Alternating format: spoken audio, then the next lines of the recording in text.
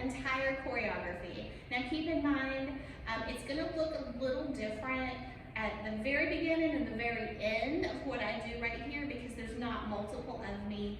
And the beginning is where the whole line is coming in and getting into their placement in the big V on stage. So I'm just kind of coming in and finding a spot, but it may take you a shorter amount of time or a longer amount of time of that opening music to get to your spot.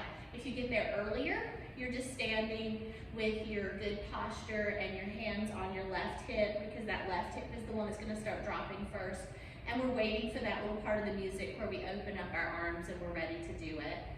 If you get there a little bit later, obviously part of that time of the music you've been standing and kind of waiting to be able to get into your spot for the people who are in front of you in line to go ahead and move to theirs. Then at the end, where we have the grapevine that goes around, that can look a little different according to where you're at on the grapevine, but it's the same basic idea. Everyone starts facing the back wall and then uses their grapevine to get around to the very front of the stage.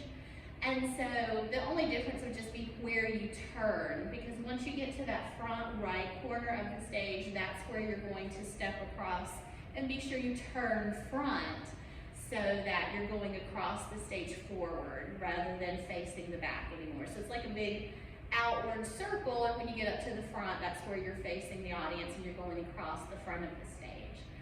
So those two parts are going to look a little different, but everything else is just the same no matter where you're at in the formation, so that makes it fairly easy. So let's see what that whole choreography looks like put together.